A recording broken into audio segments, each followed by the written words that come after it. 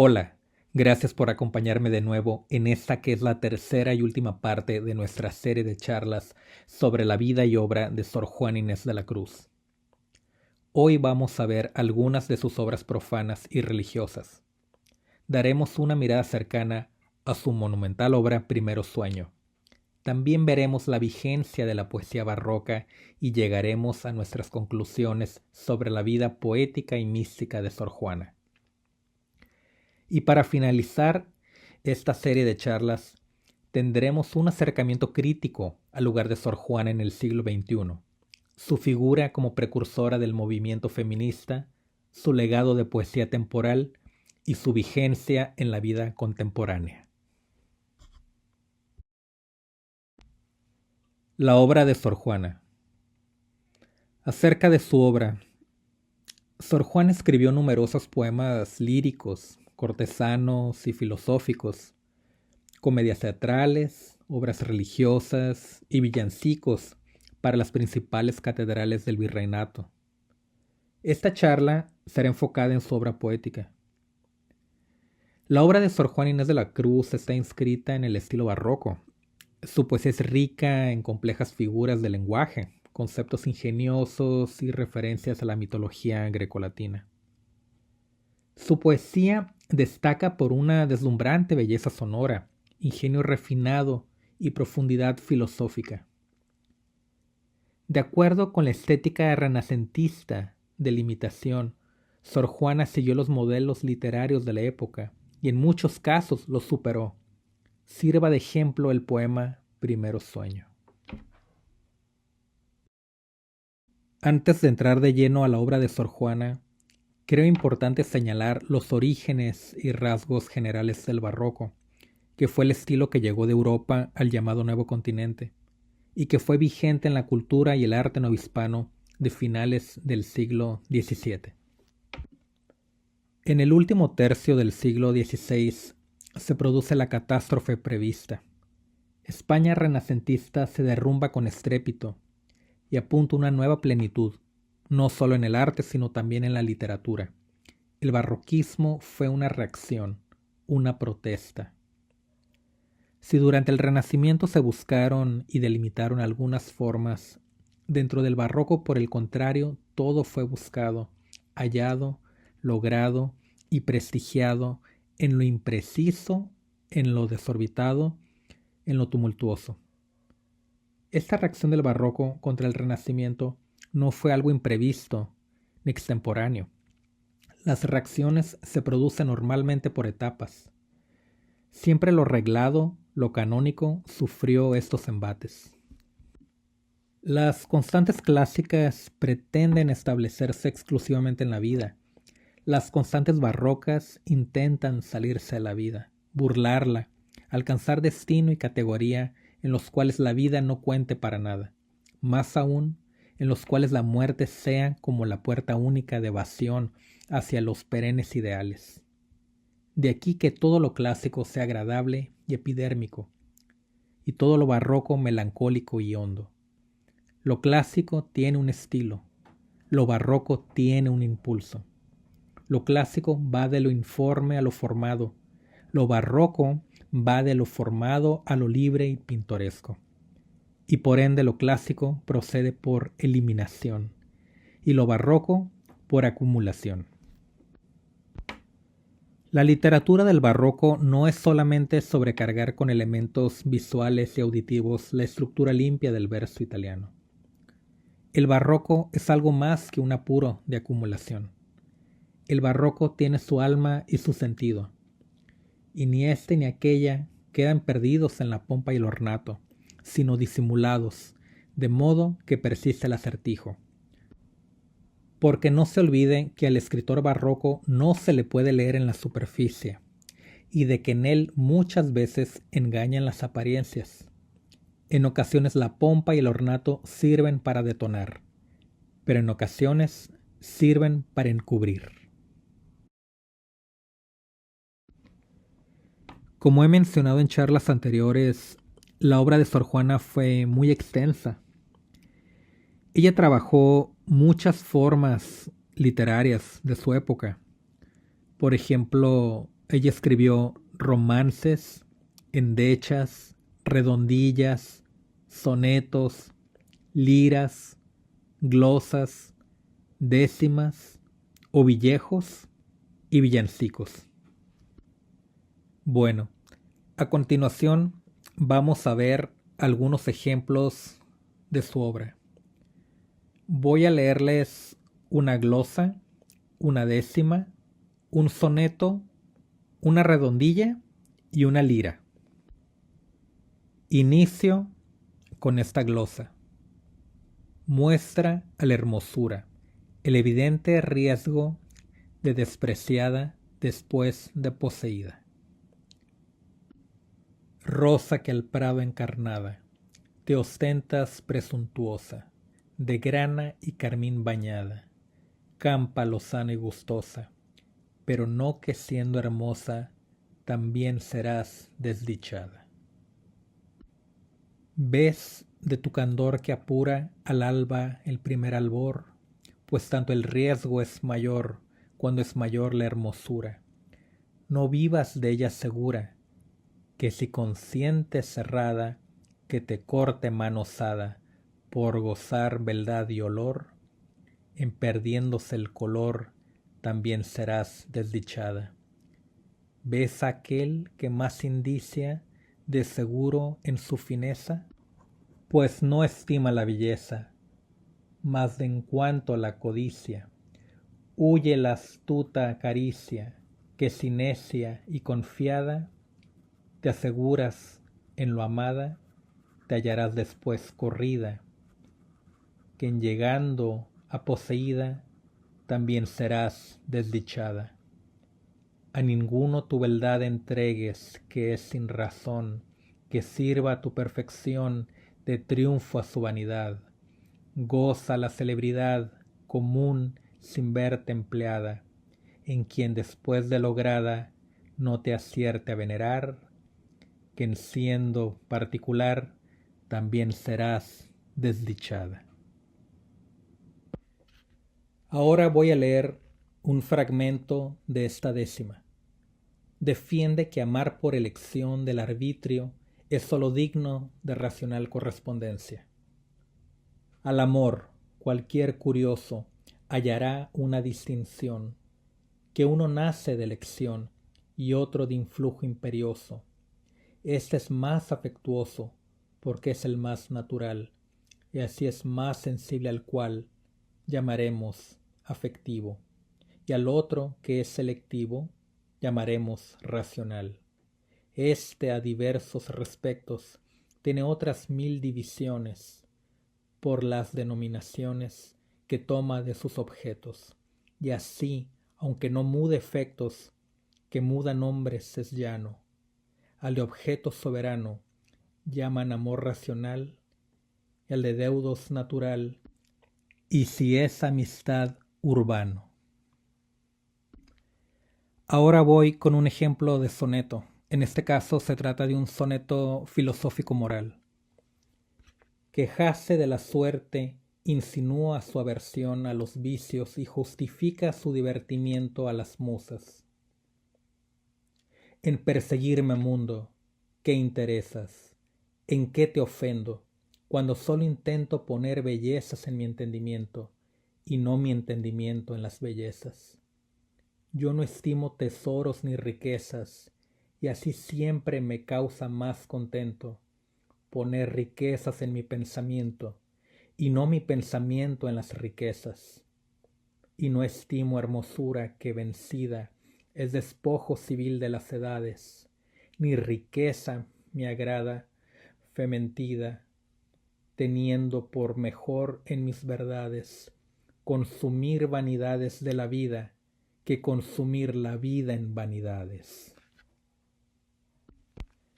Ahora voy a leer un fragmento de la siguiente redondilla, excusándose de un silencio en ocasión de un precepto para que le rompa. Pedirte, Señora, quiero, de mi silencio perdón, si lo que ha sido atención le hace parecer grosero.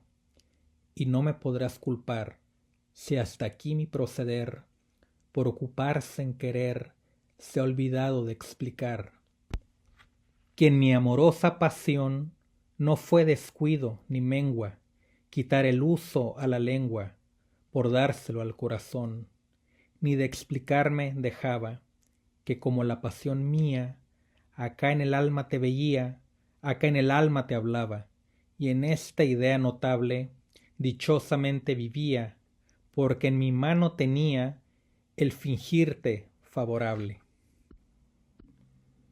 Bueno, por último, aquí va la lectura de este fragmento de una lira, que expresan el sentimiento que padece una mujer de su marido muerto. A estos peñascos rudos, mudos testigos del dolor que siento, que sólo siendo mudos pudiera yo fiarles mi tormento, si acaso de mis penas lo terrible no infunde lengua y voz en lo insensible. Quiero contar mis males, si es que yo sé los males de que muero, pues son mis penas tales, que si contarlas por alivio quiero, les son una con otra atropellada, dogal a la garganta, al pecho espada. No envidio dicha ajena, que el mal eterno que en mi pecho lidia, hace incapaz mi pena, de que pueda tener tan alta envidia, es tan mísero estando en el que peno, que como dicha envidio el mal ajeno, no pienso yo si hay glorias, porque estoy de pensarlo tan distante, que aun las dulces memorias de mi pasado bien tan ignorante, las mira de mi mal el desengaño, que ignoro si fue bien y sé que es daño. Esténse ya en su esfera los dichosos, que es cosa en mi sentido, tan remota, tan fuera de mi imaginación, que sólo mido entre lo que padecen los mortales, lo que distan sus males de mis males. Bueno, hablemos ahora del Primero Sueño. El Primero Sueño ha sido considerado la obra maestra de Sor Juana Inés de la Cruz.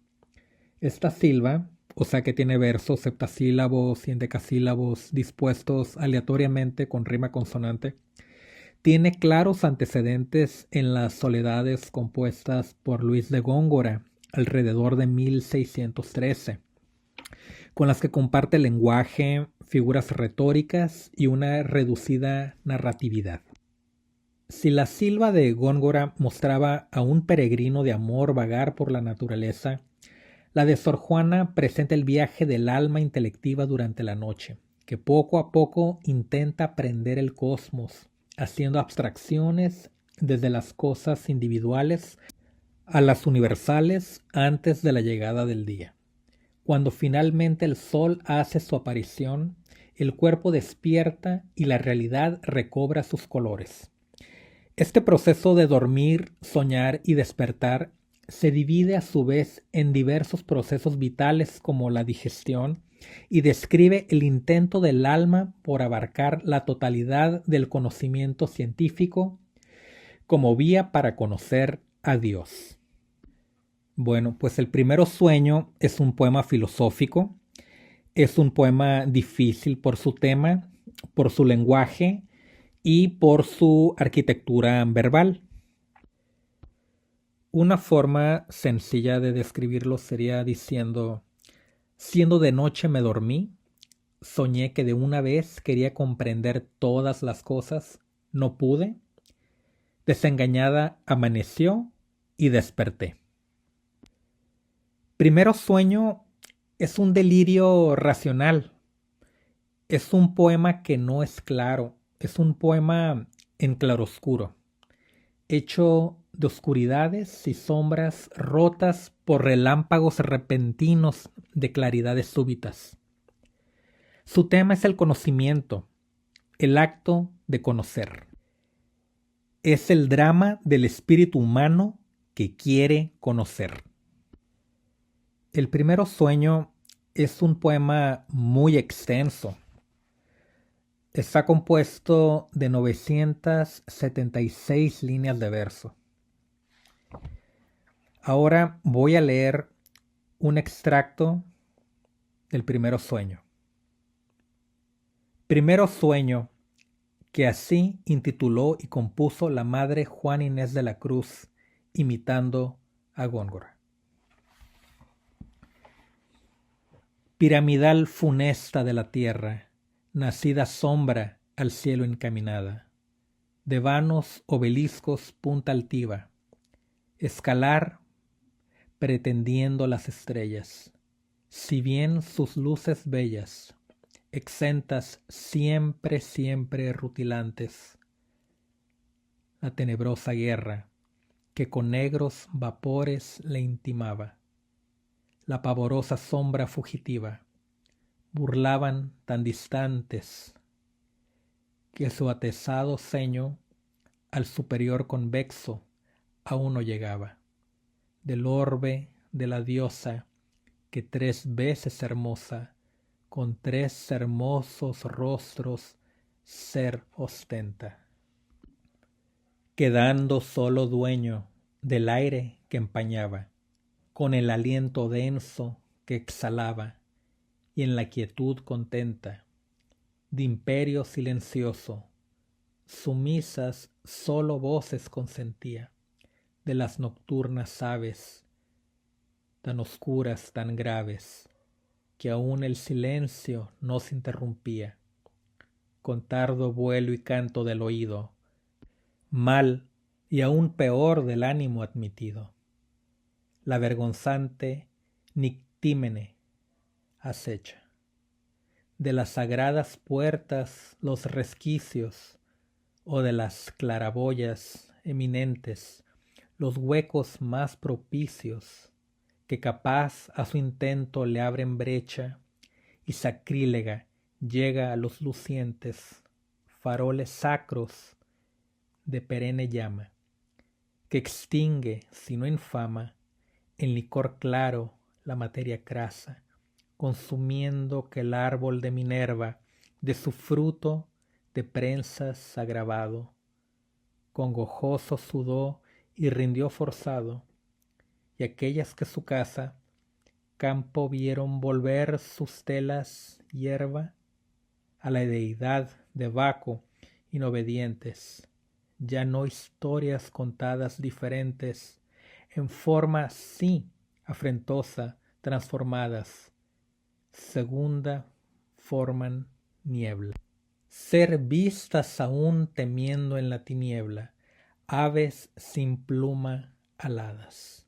Aquellas 3 oficiosas digo, atrevidas hermanas, que el tremendo castigo de desnudas les dio perdas membranas, alas tan mal dispuestas, que escarnio son aún las más funestas, estas con el parlero, ministro de Plutón un tiempo, ahora supersticioso indicio al agorero, solos la no canora, componían capilla pavorosa, máximas negras, longas, entonando, y pausas más que voces esperando, a la torpe mensura perezosa, de mayor proporción tal vez que el viento, con flemático echaba movimiento, de tan tardo compás, tan detenido, que en medio se quedó tal vez dormido. Este fue un extracto del muy extenso poema Primero Sueño, que fue la obra principal de Sor Juana Inés de la Cruz. Voy a hablarles ahora de la vigencia del barroco. Hemos sido persuadidos a pensar que el espíritu barroco sigue vigente y que tiene relevancia en nuestro tiempo. Voy a mencionar 3 puntos. 1. La idea de la estructura definida.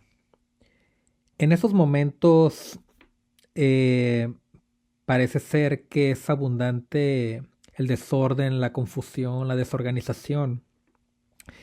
Y el espíritu barroco ofrece o exige dar estructura a nuestros pensamientos, a nuestras ideas y a nuestros proyectos. El espíritu barroco se basa en un exceso de contenido bajo control. En estos momentos hay una abundancia de información, de contenidos, muchas veces superficial. Pues el espíritu barroco nos ofrece eliminar gran parte de lo que no sirve, de lo que no vale la pena, y quedarnos con lo principal, lo que amerita ser recobrado, lo que amerita ser separado de la cultura general. Y en este exceso de contenidos, el barroco nos ofrece dar estructura y orden a nuestros pensamientos y a nuestra rutina cotidiana. Otro punto es que el barroco nos ofrece un retorno al lenguaje más sofisticado. En estos momentos el lenguaje se ha vuelto más simple, más pobre, y el espíritu barroco nos ofrece un retorno para que podamos expresar ideas que son intelectualmente más sofisticadas y que ofrecen una mayor expansión de nuestras sensibilidades humanas. Continúo ahora platicando brevemente de lo que fue el neobarroco en la literatura. A finales de los 60s y a principios de los 70s aparecieron en Cuba algunas figuras literarias que estuvieron estrechamente ligadas al boom literario, al boom literario latinoamericano, pero que marcaron su propia línea de trabajo por estar ligados a cierta sensibilidad del barroco. Bueno, la figura literaria más conocida de esto que se llamó el neobarroco fue el escritor cubano José Lezama Lima, que fue un poeta y que también fue novelista. Escribió, por ejemplo, su novela Paradiso, con un lenguaje muy rico. Bueno, Lezama Lima, en su libro La expresión americana, menciona que esta sensibilidad barroca es la cumbre cultural de la fusión entre Europa y América. Otro autor, también cubano, que fue uno de los máximos exponentes de esto que se conoció como el neobarroco, fue Alejo Carpentier. Carpentier mencionó que en América estamos rodeados de naturaleza exuberante, así que tenemos una sensibilidad íntimamente ligada al estilo barroco. Dice que el barroco es un lujo en el arte y que no es decadencia, como se ha mencionado. El barroco, según Carpentier, se produce en momentos de máxima fuerza de ciertas culturas. Dice que es creación rica que permite expansión.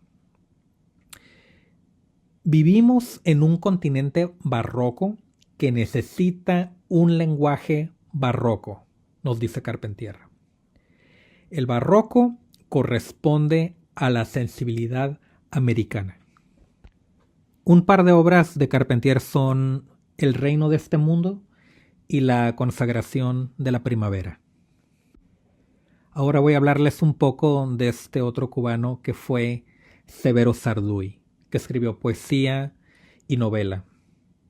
Algunas de sus obras son Cobra y Colibrí. Bueno, Severo Sarduy en una de sus últimas presentaciones en público dio una charla que se llamó Libertad bajo programa.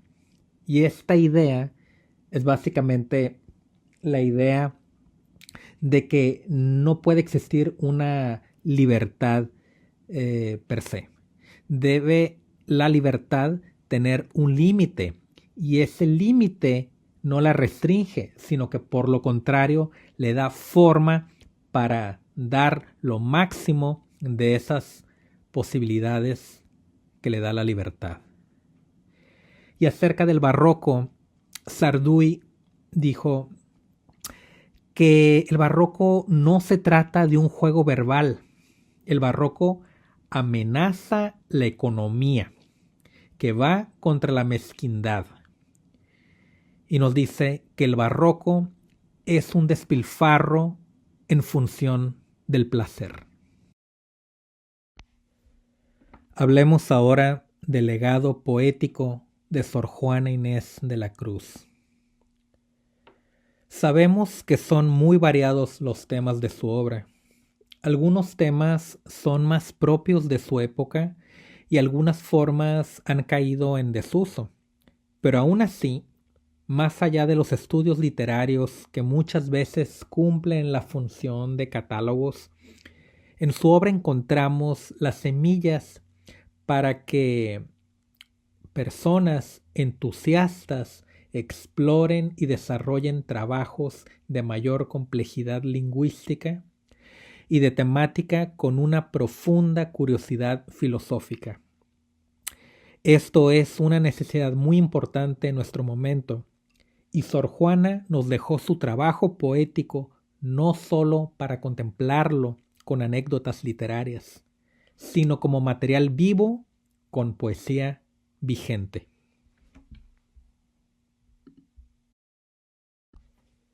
Hemos llegado a la parte de Sor Juana Inés de la Cruz en el siglo XXI. Vamos a hablar de Sor Juana como precursora del feminismo. Bueno, el feminismo es un tema amplio y muy complejo, así que me limitaré a platicar sobre el lugar que ocupa Sor Juana dentro de este movimiento. Bueno, la respuesta a Sor Filotea de la Cruz, que vimos en una de las charlas anteriores, puede leerse como un manifiesto femenino. Es importante mencionar que en el momento histórico de Sor Juana Inés de la Cruz no existe aún lo que ahora llamamos feminismo. Entonces, el feminismo es un concepto actual usado para una monja del siglo XVII. El feminismo es de otra época que no corresponde al momento histórico de Sor Juana. Pero de cualquier forma, en el trabajo de Sor Juana podemos ver los inicios de lo que después se conoció como el feminismo. La podemos interpretar a ella como una de sus precursoras. En una entrevista con Rosario Castellanos, la escritora mexicana, a ella le preguntaron si consideraba a Sor Juana como feminista. Ella dijo que no. Bueno, en el libro de Rosario Castellanos titulado Juicios Sumarios 1, primer volumen, incluye dos breves ensayos que ella hizo acerca de Sor Juana. Y en uno de ellos, Rosario Castellanos menciona a Sor Juana como una de las tres figuras femeninas principales para la conciencia mexicana. Las otras dos son la Malinche y la Virgen María. La académica cubana Georgina Sabat de Rivers coloca a Sor Juana Inés de la Cruz como una de las precursoras del feminismo. Para Georgina Sabat de Rivers, el feminismo consiste en la figura de una mujer consciente de su sexo, que se alinea con su sexo y que defiende a su sexo de su condición de inferioridad que ha sufrido. Sor Juana ahora se estudia en Estados Unidos dentro de estudios feministas, así que con toda confianza podemos considerar a Sor Juana Inés de la Cruz como una de las precursoras del movimiento feminista actual. También vale la pena mencionar que las mujeres en la obra de Sor Juana ocupan un lugar muy importante. Sobre la vigencia de Sor Juana Inés de la Cruz en la vida contemporánea, podemos decir que ella fue un ejemplo moral con su vida y su obra. Ella fue un poeta de primera que nos ha dejado su trabajo que podemos seguir explorando. Y ella fue un poeta filosófico que nos dejó grandes enseñanzas y también, desde luego, su ejemplo. Ella dejó una biografía y obra llena de inteligencia, de melancolía y de pasión controlada por la razón. Estos son algunos motivos de su vigencia en la vida contemporánea. Bueno, para finalizar esta serie de charlas sobre la vida y obra de Sor Juana Inés de la Cruz, mencionaré ahora las conclusiones sobre su vida poética y mística. Sobre su vida poética podemos llegar a la conclusión que Sor Juana es un referente principal de la poesía del Siglo de Oro y se encuentra en la cumbre de la poesía mesoamericana de la época. Su primer sueño es un ejemplo excepcional de poesía filosófica, algo que no fue común en la poesía del barroco. Su obra amerita muchos más estudios especializados, pues el potencial moral de su temática, que ella desarrolla en las formas particulares del estilo barroco, sigue vigente en nuestros días.